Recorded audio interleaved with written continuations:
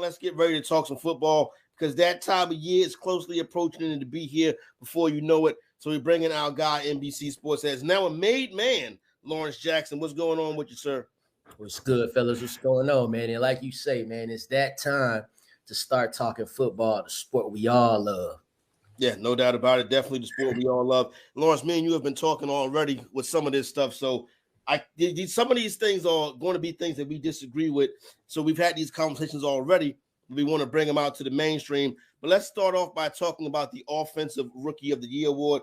You were out there a couple of weeks ago. Great coverage at the NFL draft out there in Vegas. Who are you liking right now? NFL Offensive Rookie of the Year award. What's it looking like in your eyes? Right now, man, I'm liking Treylon Burks and to a little lesser extent Drake London. The reason why I favor Treylon Burks is because he's going to a better team more established. He's gonna be on the team that's gonna be competing for a division title.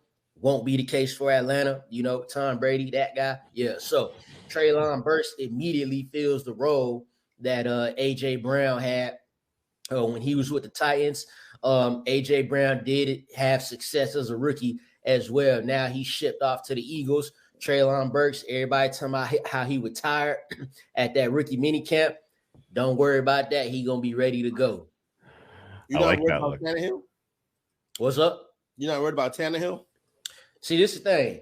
Tannehill only going to throw so many interceptions. It's all like that don't affect Treylon Burks. You know what I'm saying? Treylon Burks is he's wide receiver one there. I know they got Robert Woods, but they brought him in the first round to be that dude. So yeah, Tannehill gonna do what Tannehill do, but you hope that Derrick Henry in the run game and a combination of him and Burks could kind of shield Ryan Tannehill from all what's coming to him. Interesting. Let me ask you another question about the Titans. So Derrick Henry's been a little bit of a polarizing player. I've heard some experts kind of say, hey, he's had so much usage over the last X years that, it's probably closer to the end than people realize for him. And then I've heard other people say, this guy's built differently. Like he can handle whatever kind of, they want to give him 250 touches. He can handle it this year. If he gets that kind of load and if he is anywhere close to what we saw from him over the first half of last season before his injury, you got to think he's going to be at or near the top of, the stats leaderboards at the end of the season. Does that create any betting value in any market for Derrick Henry? Yeah, 100%. Like you said, throughout the first half of last season, he was on his way to, challenging his 2,000 yards from the year before, over 900 rush yards through 8 games. You don't even see that from running backs nowadays with all the passing. And it wasn't as if it was all about volume. He was averaging 4.3 yards a carry, so it was legit. What people have in their mind is him coming off the injury and him not performing in that playoff game versus a stout Cincinnati run defense.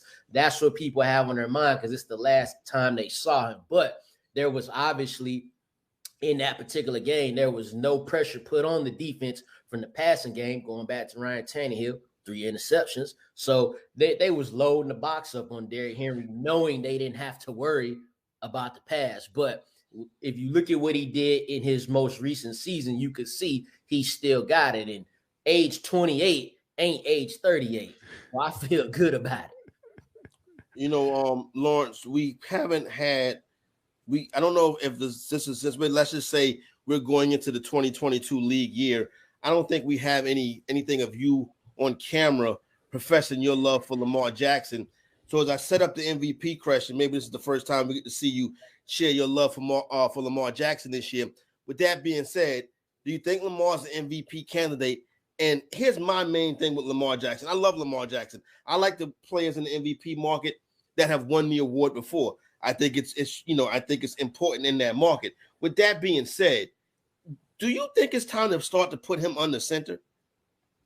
Yeah, you definitely should just to give the defense a different look, man. But at the same time, you got to do what's going to get you them W's. And, and I would be even more on board with what you were saying had they not had so many injuries this past season. But I definitely wouldn't be against putting them under center just to give the defense a different look and just to, mix it up a little bit.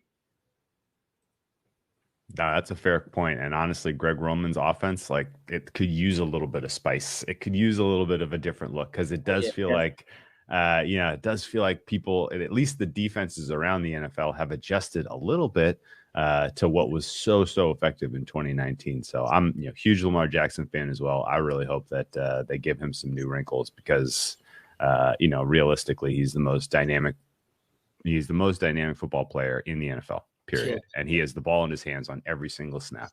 And that makes for a pretty tremendous case for MVP if the Baltimore Ravens can realize their potential as a team. That said, it is a very competitive division that they're in.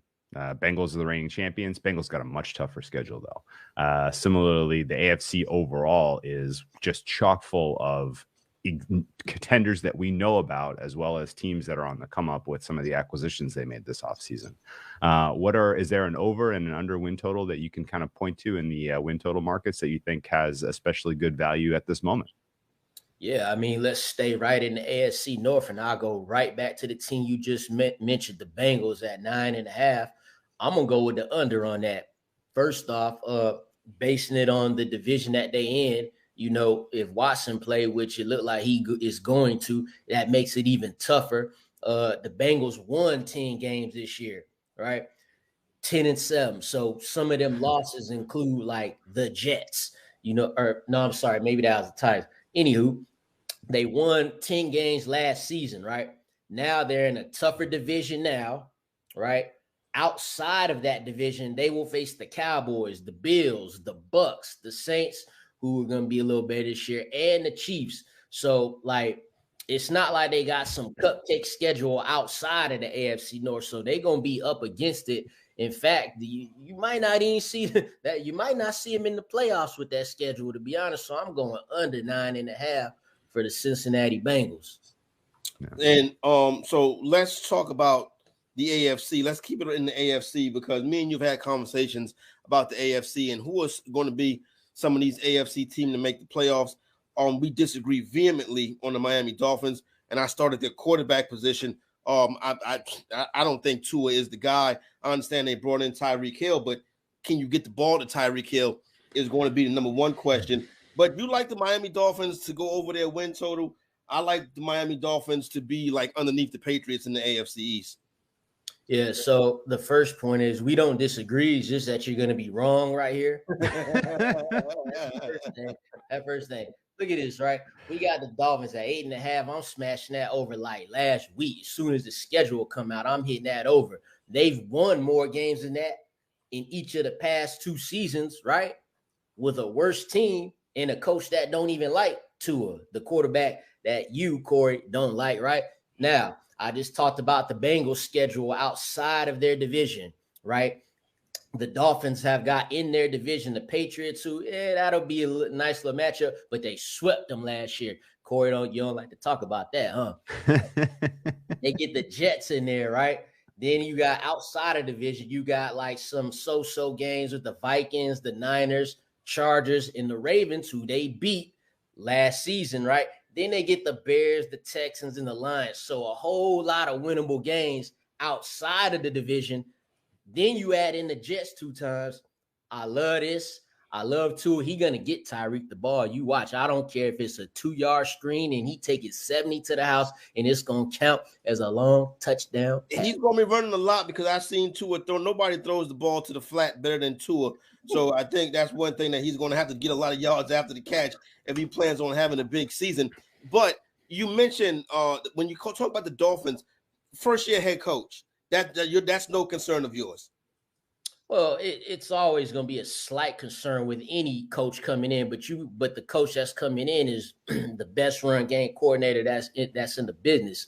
You know what I'm saying? So, and make no mistake, I mean, you just saw him sign Sony Michel. They want to run that football, set up everything else, right? Load up on the running backs, improve the line, which has been the worst in the past 2 seasons, right? Yet they still had winning records. So they ain't getting no worse. So they can only get better in 8.5 wins, that easy money right there, baby. I look at their schedule. I see 7 pretty high, high confidence wins for the Dolphins, which means it's going to come down to your Dolphins Patriots head to head to get to 9. Unless they get a couple other surprises, they could certainly this year. they could certainly surprise. They could certainly surprise the Packers. They could surprise the Chargers. They could surprise the Niners. That'll be a fun one. See Mike McDaniel go up against his former boss and mentor and Shanahan there. So no, fun way to break down the season. I'm very excited to see what this Dolphins offense looks like in 2022. No doubt about it. Definitely, you can catch Lawrence's work, a lot of the fantasy stuff, and catch his work on NBC Sports EDGE. Lawrence, my man, thanks a lot. Good talking football with you, and I'm quite sure we'll get plenty more chances for me to show you that you're wrong. In your dream. Thanks for watching. Make sure to hit subscribe for all the latest fantasy and sports betting advice from NBC Sports EDGE. And don't forget to sign up for NBC Sports EDGE Plus to get the best-in-class draft guides, as well as season-long fantasy, DFS, and sports betting tools that will give you the edge.